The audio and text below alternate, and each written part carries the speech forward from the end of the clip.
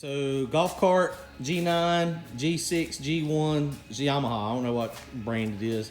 It's like a 1975 version. You can see it's pretty beat up. This is what we use to push the race car around with. The motor has already got swapped at one point before, about 4 years ago. It's got a 420cc Harbor Freight motor in it. It's tired, very tired, like it won't crank tired. So we're about to replace it. Ta-da! We got a new one, the same exact thing. So we're going to take that one out and put it in here, and I'll show you what to do to make it fit, or at least what I did. I don't know if it's exactly the right way to do it, but it's what I did. So, and it works. When it runs actually pretty well. And you can see my little redneck muffler with a glass pack on it. Okay, so just like that, the motor is off. And this plate here, these are the factory motor mounts here on this cart. And this plate comes from Vegas Carts. There might be a couple other people out there that make it, but basically you can go to their website and put in what type of cart you have, and he's got some plates made so that your normal motor, so my 420 from Harbor Freight will bolt right on, and you see it's plenty adjustable, and there's some adjustability even on the plate from side to side if you need it. But I mean, it works out pretty good. I mean, it's pretty neat. It's pretty interesting. But it works good. So go check out Vegas Carts. Ignore all the mud and the dirt. I did clean that some, but it is this thing's got a lot of golf course use and racetrack use. I didn't ever use it on a golf course, but you can see I got the muffler, and this was a 4-cylinder or 4-stroke cart. It had I think it's called it the Robin engine.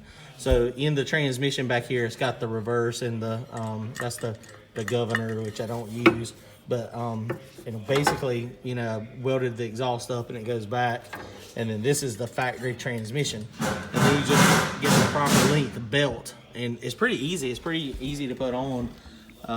This thing, I'm gonna go ahead and stick the new motor on it. Take the gas tank off in a few pieces and we'll stick it on. All right, let's unbox this thing.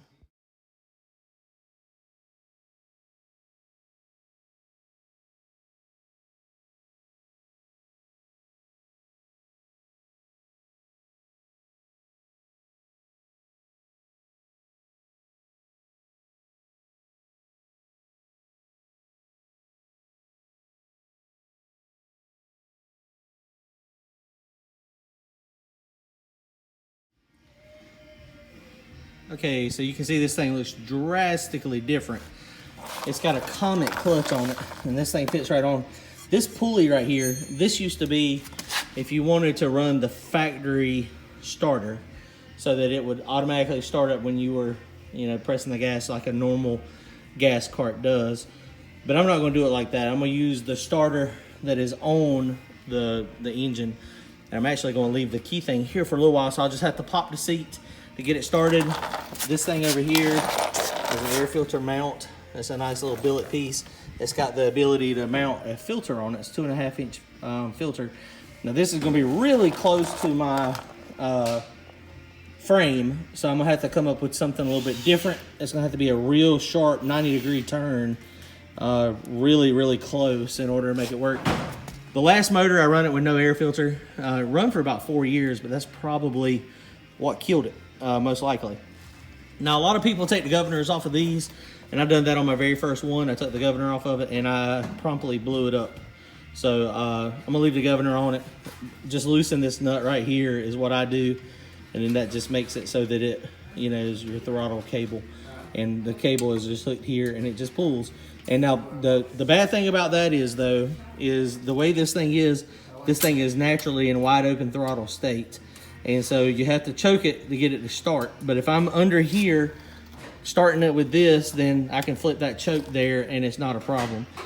The way I had it previously is I had a remote choke cable, and I may do that again at some point, move the ignition outside to the bottom of the golf cart, and then use a remote choke here, and then you have to pull it, and it's spring loaded, and it will choke it as it goes when you want to crank it. But I think for right now I'm gonna just start it under the seat. The other thing that does is this thing sees a lot of outside activity, so having everything under the seat will protect it, or protect the key switch and everything from the elements so it doesn't get messed up.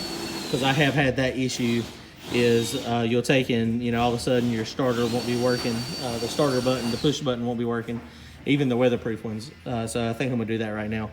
Okay, so I'm gonna go ahead and put it back in the golf cart real fast. Get it in the golf cart, get it bolted down, get the belt on it.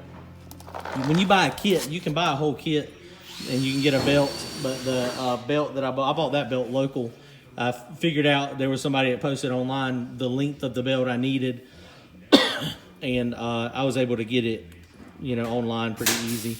So it was not a problem. So this thing is pretty cool. It looks a lot different when you take the gas and the air filter off of it.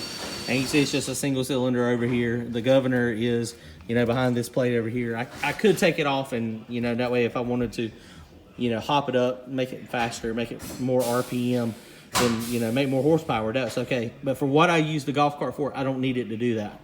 I want it to, its factory horsepower and torque is fine for what I do. So there's no need to make that, you know, happen. Now, something I am going to have to do that I forgot about, so I'm going to have to take this thing back off. I use the factory fuel pump, which is vacuum operated. And so I've got a plate that I have to put on here. And actually, it's this plate here. But my plate has a little fitting on it. And that fitting gives a vacuum signal to the fuel so that it pumps fuel. And so you can use the factory fuel pump. So that's pretty cool too. So I need to take this back off real fast and put that fitting on. Other than that, it's gonna be ready to go on, put some oil in it and fire it up, break it in. And here's that spacer. And you can see somebody modified this. I don't remember how much I paid, 15 or 20 bucks for it. But they take that spacer and they drilled a hole in it. And it's really hard to see. But there's a tiny, tiny hole and it's got this little barb fitting there. And that's all it is and that gives it the vacuum signal to the fuel pump. Okay, the engine is in and it cranks up and runs. Yay. So I still got a couple things I gotta do. I cleaned up some wiring. This thing had some of the old wiring left on it. And so I cleaned it up from the wiring. My filter, I've got to figure out. This thing is close. It's 2.5 inches. But you can see it's only a couple inches away, so I'm gonna have to get a real flat 90-degree bend so I can put my filter on it. It's going to get a filter. The filter not on it last time is, you know, what caused the problem. But this thing, here's the pipe. This thing runs good though. It cranks up really easy. I'm gonna just leave it under here like I was saying, you know, earlier. This thing cranks up and runs fine. Check this out. So push the choke, and it's got an automatic key start.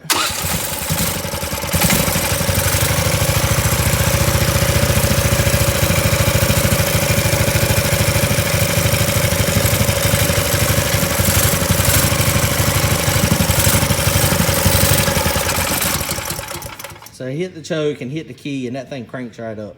And, you know, like I was saying, I left the governor on it because I want it to last. The last one I was, you know, kind of trying to hot rod it a little bit, you know, but I should have learned a long time ago. You don't hot rod the stuff you need to not break. There's a couple times that, you know, we had to work on the golf cart more than we did the race car. That's very frustrating when that happens. But my cable broke, and so it wasn't quite long enough when I was trying to do it, the throttle cable. So that's this cable right here. So I've got to get another cable. It'll just go through here and then attach there, and that's my throttle. So it'll give me the wide open throttle and, you know, let the governor catch it. So, all right, so that's it. So we just got a couple things to finish up. This thing will be ready by the weekend. Okay, all right, so I made this intake pipe. It's got a nice filter on it. I bought that, and I bought this adapter to adapt it to. It's 2.5 inches. I don't even know what that thing's called. But you can see it is really close. I've got about 2 inches before it hits that frame. I did go ahead and put the remote choke on it, and I'm gonna have to make it so I can start it sitting down. This thing dies apparently. I mean, it runs good, but when it's cold, it is hard to keep running until it warms up. So it's kind of frustrating when you have to get up and crank it up again, then sit down, and you touch the gas, and then it chokes off again. So I got to put the choke where I can get to it. So that's the reason I put the remote choke back on. But anyway, I made this thing. I got it done. They thought I was crazy when I was building it, but it's kind of like that Cobra head type silicone connector. And I guess I could have got that. And you can see down in there, it is very simple. And boy, my welding sucks. I didn't think you were crazy. I just couldn't figure out what you were doing. And they couldn't figure out my plan. I was like, and I couldn't describe it. I was like, okay, it's gonna work.